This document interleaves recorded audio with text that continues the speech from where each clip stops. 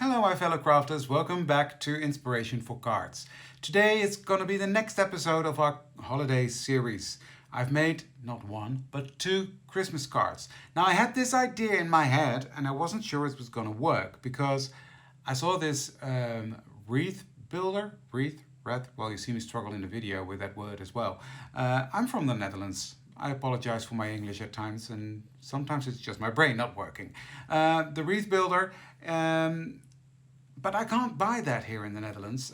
So I found a solution. I will show that in the video. And I had this idea using the Tim Holtz watercolor stamps from his latest Christmas release that I wanted to make a Christmas wreath. This is the end result. I love how it turned out. It worked. The idea I had in my head worked. And then another idea popped in my head because the first video I made in this Christmas card series was a fun Emboss Resist technique. And then I thought, what if I use the same technique, make the wreath and emboss it? And this beauty came out. So in this video, it's a 2 for 1. I'm going to make these 2 beautiful Christmas cards and yeah, if you want to know how I did it, keep watching. I will go into the details in the video. Now if you haven't subscribed yet to my channel, I will ask you to do so because there's more fun material coming up. So subscribe, give this video a thumbs up and hit that notification bell so you will not miss any of my future videos. Now without any further ado, let's dive in and make these 2 beautiful, beautiful Christmas cards. Have fun!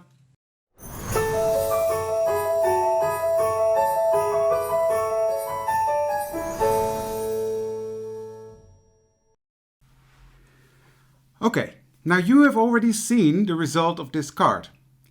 I don't have a clue what I'm going to do. I have this idea in my head and I'm not sure it's gonna work. Now if it's worked, you will see this video. So then obviously you know it worked, but me, I'm sitting here, I don't know.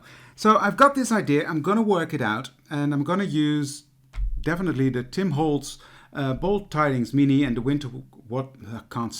the Winter Watercolor 2 set from this year's release. And I want to do like a wreath, you know, the circle with leaves, etc. That's what I want to do. Now, I got inspired, I must say, by Gina K. She's got the wreath builder, but I can't buy that in the Netherlands. So I went ahead and created my own. I have a Cricut machine and I'm quite handy with it. If you have a Cricut and you want tutorials, go to my Cricut channel. I'll post the link in the description.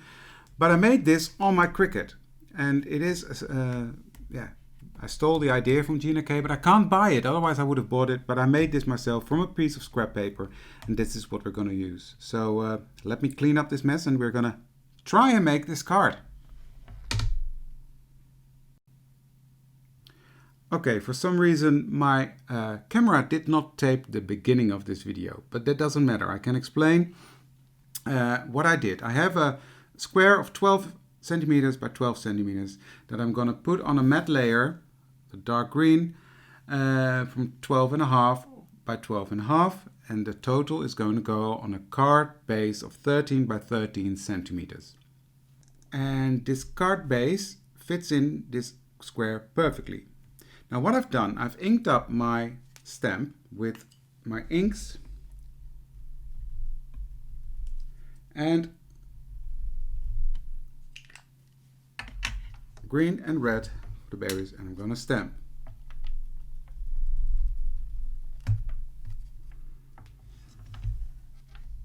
There we go. Next I'm going to pick up my paper, turn it and align it with these angles. So making a 45-degree angle. And I'm going to ink up my stamp again.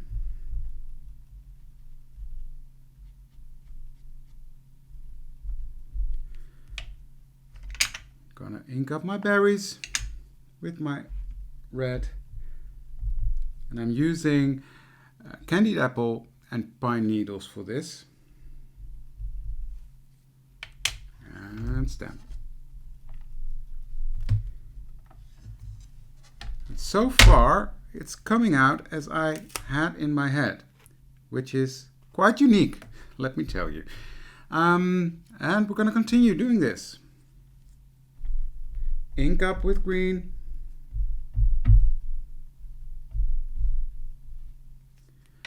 Clean up the green from the berries. We don't want that on there, we want beautiful red berries.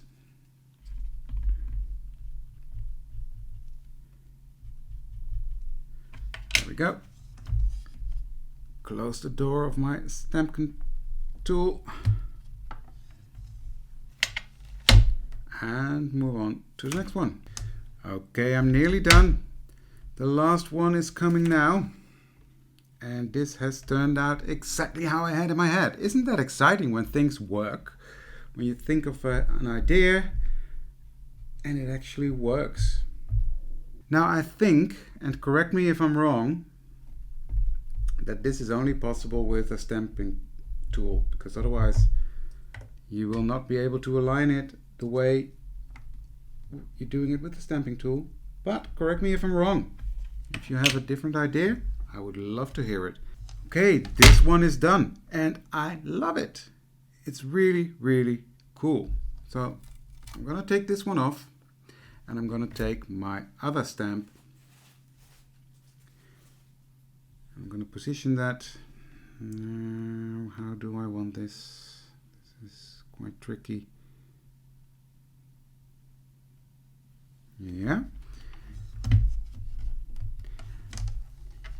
Now I'm taking Mowed Lawn, and I'm not going to ink up the whole leaf. I'm just going to do the top bit of this leaf.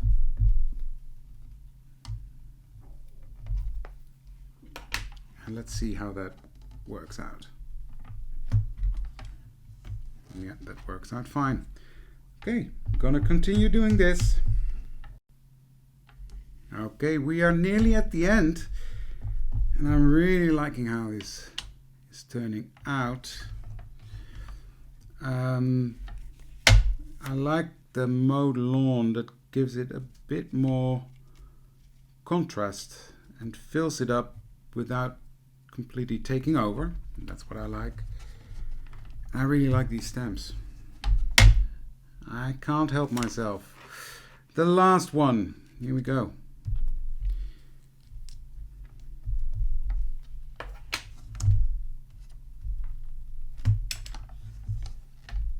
There we go. Here is the finished wreath. How do you say that? Someone help me. Wreath builder is it called? So I think it's called a wreath, right? And now what I want to do is take some of my candied apple, put it on my glass plate. Give it a slight spritz of water, not much. And I'm gonna add some color. This was a bit too much water for my liking. And I'm gonna add to the berries to make them pop even more.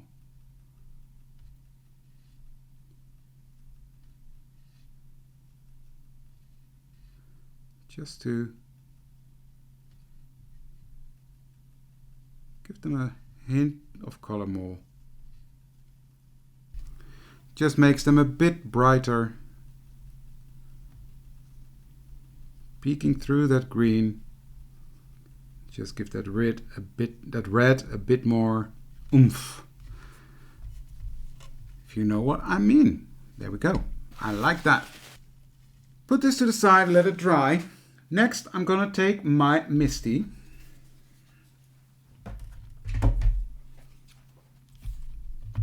And I'm going to use the Tim Holtz Bold Tidings Mini. And I'm going to use Making Spirits Bright. Yes, this one. I'm going to use my archival ink to stamp, and I'm going to use barn door and peel paint. And what I'm going to attempt to do, I want to make this a two-toned stamp. So I'm going to ink up my stamp, but it has to be right in one go.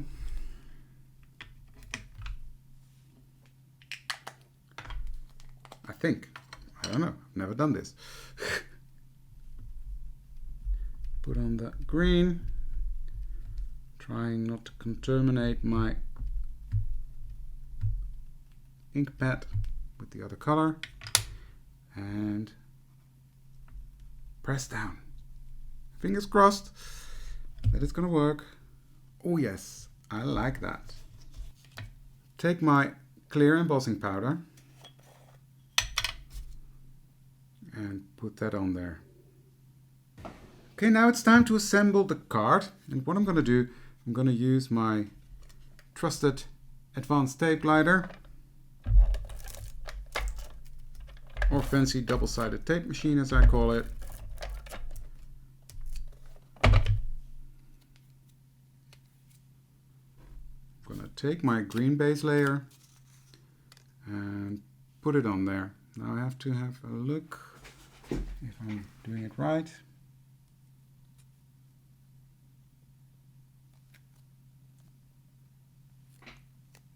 I think I have it sort of straight, right?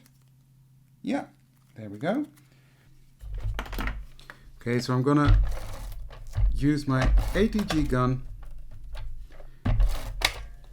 put on some glue on the back, and I'm gonna attach this to my green card panel, making sure it's straight. Now I don't want too much dimension on this card, so I'm gonna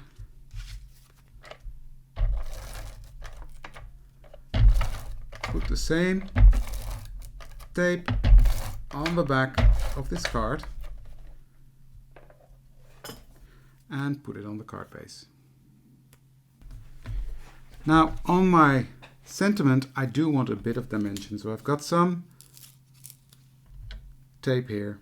I'm gonna cut 4 little squares from, they're flying everywhere.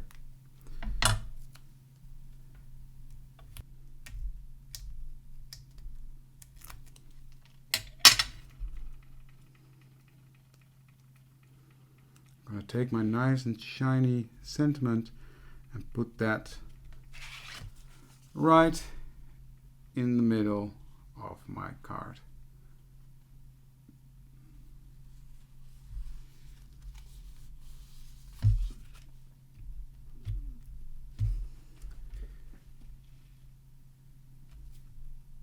And the last thing I'm going to do is I'm going to take my glossy accents and I'm going to put very small dots on my berries to make them pop a bit more and to give the card a bit of shine. And then the card is already done.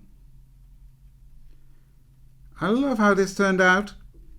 I wasn't sure it was going to work, but it's worked. It looks like a wreath thingy. You know what I mean, right? You can see what I mean. There we go. Now, glossy accents, really nice. It dries glossy, gives some dimension, and it dries completely clear. It might look a bit milky now, but it will dry completely clear. And here is the finished card result. I love how this turned out. Now I've got another idea. Shall we do a bonus card? Let's do it. I'm going to put this one to the side, let it dry, and I will show you the finished result later on. Okay, I think the next one we can film quite quickly. Let me get out my stamping tool. This is going to be a variation of my first Christmas card series. So what I'm going to do, I'm going to take my Versamark. I'm going to clean off my stamp, which I haven't done yet. Bad boy. Okay, I'm going to put down my stamp. And I'm going to take my Versamark ink pad. I'm going to ink that up. I'm going to do this fairly quickly. I can speed this part up. We're fairly going to do the same as we did before, but just with the Versamark. Okay, and the last one. Woo!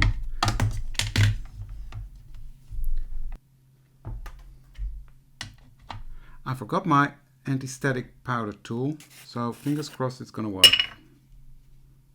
Because this has glitter in it, and glitter will stick everywhere.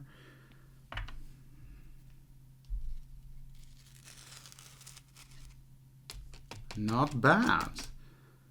Not bad at all. I've got this very cheap angled brush from the dollar store.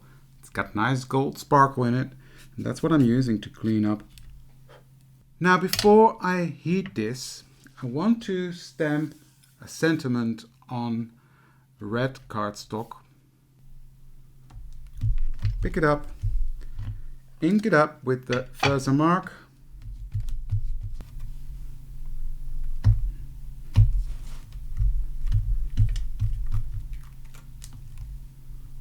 There we go.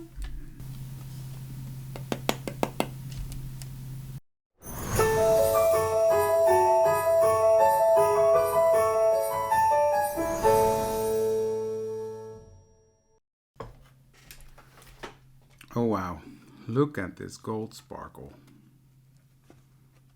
I love it. Right, next I need to find my aged mahogany, this one. Take aged mahogany, I'm going to take my blending brush and I'm going to do an emboss resist technique. Now, maybe in my first video I didn't explain really what emboss technique is. When you melt this embossing powder, whether it's the clear powder, it's a gold powder, or whatever powder you use, when you melt that, it's going to turn into a plastic. So this layer is now plastic on the cardstock. Now when you go over that with an ink, the ink gets resisted by the plastic layer. That's why we call this technique an emboss resist. And you can do really fun things with it. I will show you more in the future. Now what I'm going to do, I'm going to take my brush and I'm going to load that up on the ink. I'm going to hold the card in the middle and I'm going to ink up, blend to the inside from the outside in. And this will give the cardstock some really nice dark definition. Now I gotta remember that the inside of this card will be covered by the sentiment. So don't go in too far, because then we will lose the effect. It'll still be pretty, but it's not the ombre effect that we want. You can already see the ink resist happening, but what I'm going to do, I'm going to take my cloth and wipe it clean. You can see the ink on my cloth. But I'm going to do the same on my sentiment. I really like this technique. Take my cloth, clean off the embossing powder. Now I'm going to put this card on a gold matte layer to really bring that shine. It's a Tim Holtz, it's this one, the Tim Holtz Ideology metallic cardstock. I really like that stuff. It's craft cardstock, but it's with a nice gold layer. Going around, round and around and around and around. Blend, blend, blend, blend, blend. Tiny bit of ground espresso, which is a really dark brown. That should do the trick. Just to crunch up that. Yeah, that's working.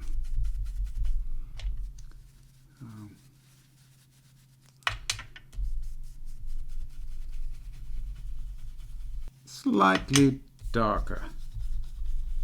Okay, I'm going to clean off the embossing powder from the last time, and then I'm going to show you a nice trick. It could become a bit dull from all the blending. Now if you take your heat embossing tool, heat it up, and just quickly go around, it'll bring back that shine. There we have it. Now it's already time to assemble our card. Yay! Okay. Let's do that. I've got my gold base card here, my base layer here.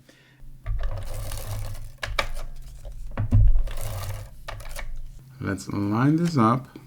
Next, what I'm going to do is I'm going to take my base card, put that on there using the same gun.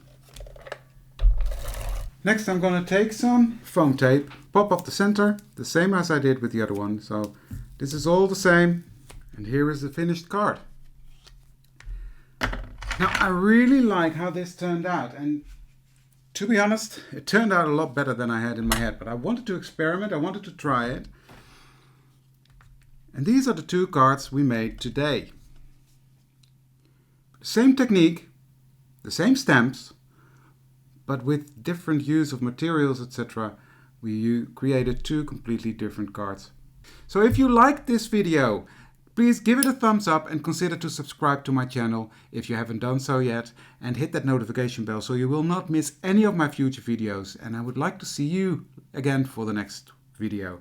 Thank you very much for watching this one, and I'll see you the next one. Bye!